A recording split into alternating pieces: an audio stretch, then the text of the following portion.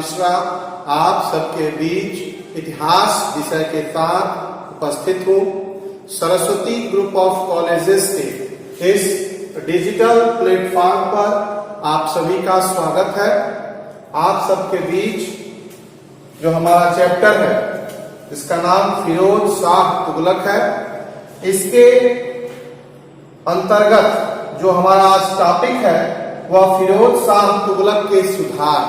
फिरोज शाह तुगलक ने जब दिल्ली सल्तनत की गद्दी पर आसीन हुआ तो उसने कौन कौन से कार्य किए जिससे दिल्ली सल्तनत के विस्तार को एक नई दिशा और एक नया आयाम मिला।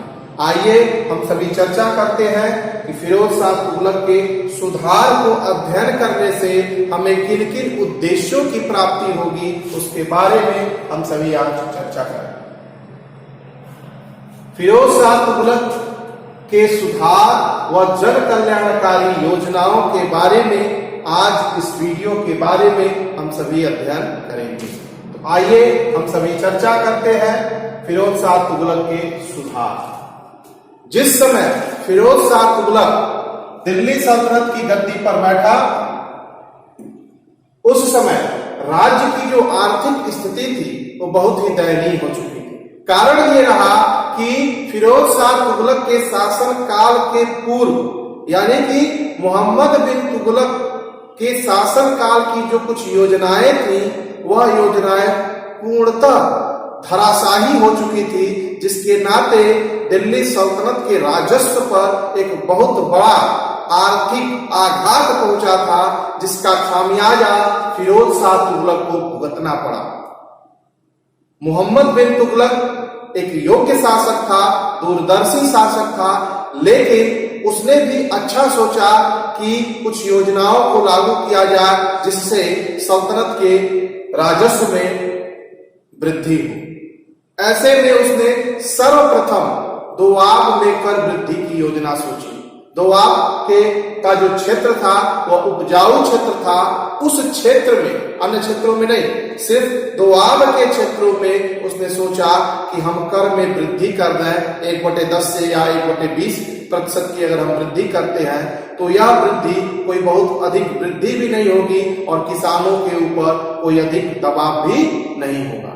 लेकिन दुर्भाग्यवश जब उसने दोआब के क्षेत्रों में वृद्धि की और उसी वर्ष, उसी साल उस क्षेत्र में दुर्भिक्ष पड़ गया, अकाल पड़ गया, सूखा पड़ गया, जिसके नाते अन्न का उत्पादन न हो सका।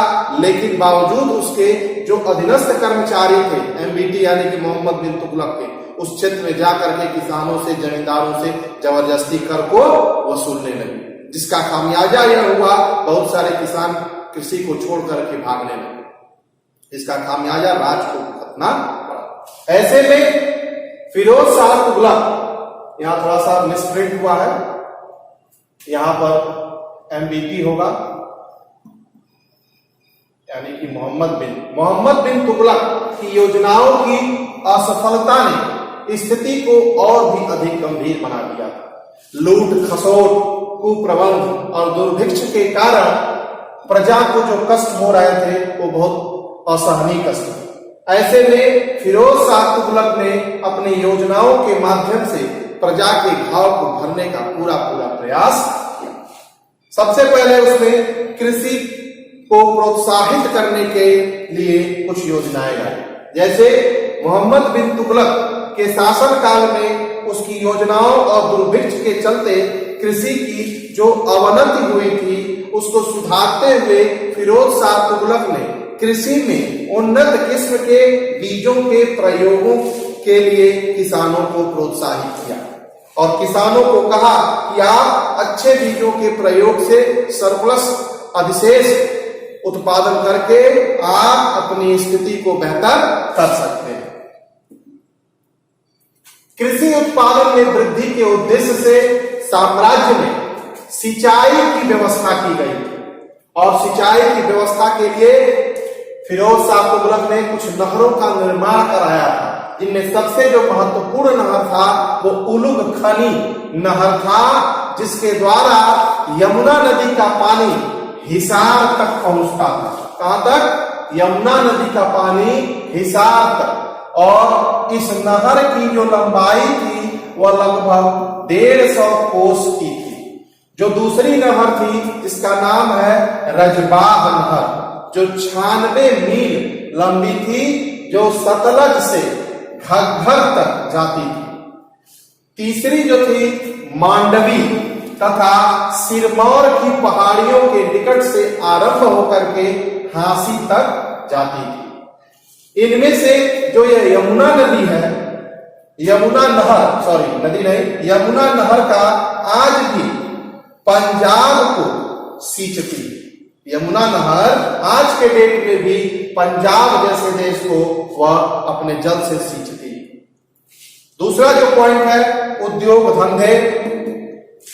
उद्योग धंधे और व्यापार की उन्नति।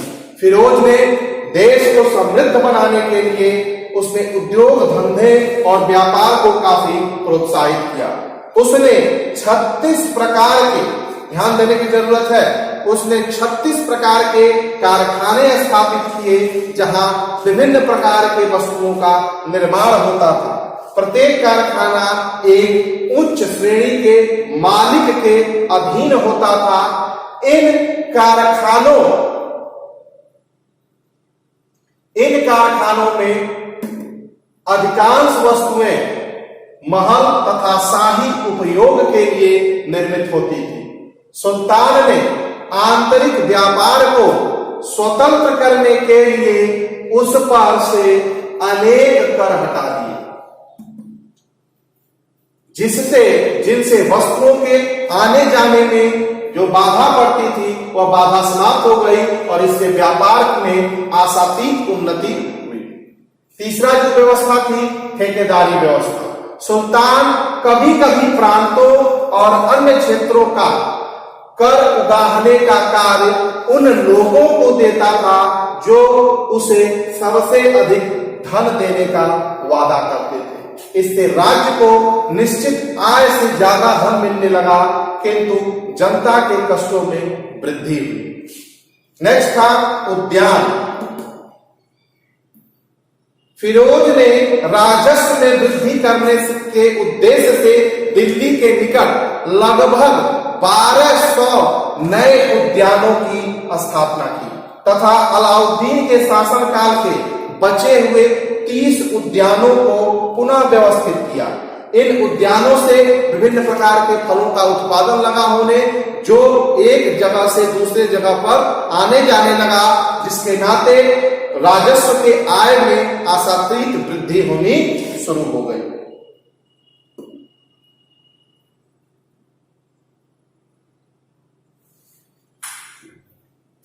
नेक्स्ट है जन कल्याणकारी कार्य। अपनी प्रजा की भलाई के लिए फिरोज ने कुछ महत्वपूर्ण कार्य भी किए, जैसे लोकोपकारी कार्य का उदाहरण उसके पूर्व के मुस्लिम शासकों के शासनकाल में देखने को नहीं मिला। सबसे पहले उसने रोजगारी के दफ्तर की स्थापना की। ये बहुत ही एक बेहतरीन पहल थी फिरोज शाह तुगलक के द्वारा, जिसने रोजगार के दफ्तर की स्थापना की। फिरोज शाह तुगलक ने बेरोजगारों को रोजगार देने के लिए एक रोजगार दफ्तर की स्थापना की। इस दफ्तर के संचालन करने के लिए उसने एक पदाधिकारी की नियुक्ति की। इस विभाग के अंतर्गत सुल्तान ने बेरोजगारों की सूची तैयार करवाई और उनकी योग्यता के अनुसार उन्हें काम दिया गया। देखिए कितनी अच्छी बात थी कि ऐसे समय में जो लोग बेरोजगार थे उनको रोजगार देने की जन कल्याणकारी कार्यों से संबंधित फिरोज शाह तुगलक का एक अभूतपूर्व कार्य। तो उसने उनकी योग्यता के अनुसार कार्य दिया। सुल्तान के आदेशानुसार जिले के बेरोजगार व्यक्तियों की एक सूची तैयार कराई गई और सूची तैयार करके कोतवाल के पास भेजा गया। उसके बाद कोतवाल जांच पड़ताल करने के बाद उन्हें फिर फिरोज शाह तुगलक यानी कि सुल्तान के पास भेज देता था और सुल्तान उनकी नौकरी की व्यवस्था करता था। सुल्तान की इस उदारता और तत्परता के चलते अनेक लोगों की रोजी रोटी की समस्या सॉल्व हो गई, यानी कि समस्या का समाधान हो गया। अब है दीवान के खैरात की व्यवस्था। तो फिरोज ने गरीब एवं असमर्थ मुसलमानों के लिए दानशाला की व्यवस्था की, जिसे दीवान ए खैरात के नाम से भी जाना जाता है। इसमें बहुत सी विधवा अनाथ की सहायता की जाती थी और बहुत से निर्धन मुस्लिम कन्याओं के विवाह संपन्न किए जाते थे।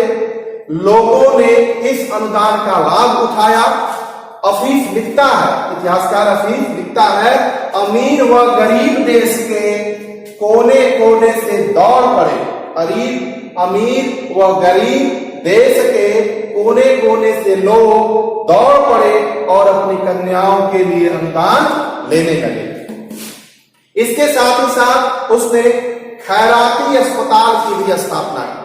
फिरोज ने मरीजों की सुविधाओं के लिए मुफ्त में दवा बांटने वाला अस्पताल अथवा दारुल सफा, ध्यान दीजिएगा, प्रश्न पूछ सकता है कि दारुल सफा क्या है। तो दारुल सफा खैराती अस्पताल है जहां पर मुफ्त में दवाएं दी जाती थी। तो दारुल सफा की स्थापना की।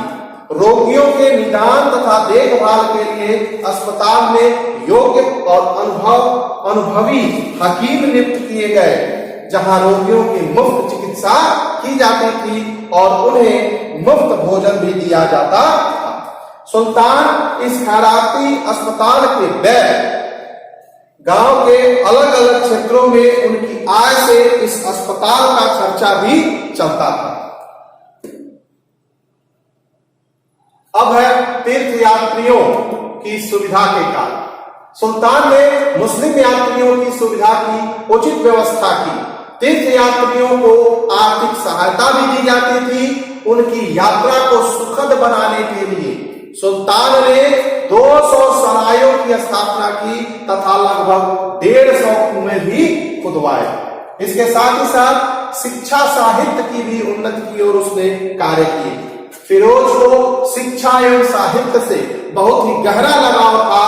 वह विद्वान का आश्रयदाता भी था। उन्हें भेंट, उपहार, दान आदि देता और पुरस्कृत भी करता था। विद्वानों को जीवन निर्वाह के लिए समुचित भत्ते भी दिए जाते थे। फिरोज शाह तुगलक शिक्षा की प्रगति और प्रचार के लिए प्रयत्नशील रहता था। उसने अनेक प्रकार की पाठशालाओं, विद्यालयों, मठों की स्थापना की। इन संस्थाओं के संचालन के लिए योग्य शिक्षकों को उसने नियुक्त किया। प्रायः प्रत्येक मस्जिद में एक मदरसा होता था। फिरोज के शासनकाल में शैक्षिक संस्थाओं की संख्या सब पहले से बहुत अधिक बढ़ गई थी। छात्रों को छात्रवृत्ति, देखिए ये व्यवस्थाएं फिरोज शाह तुगलक ने अपने शासनकाल में ही व्यवस्था दिया था कि छात्रों को छात्रवृत्ति तथा अध्यापकों को वेतन राज्य की ओर से दिया जाता था। सुल्तान के प्रयासों के चलते शासनकाल में शिक्षा की विशेष प्रगति हुई और बहुत बड़े पैमाने पर उन्नति भी हुई। इसके साथ ही साथ हम सभी नेक्स्ट वीडियो में आपसे फिर मिलेंगे एक नई वीडियो के साथ। Thank you.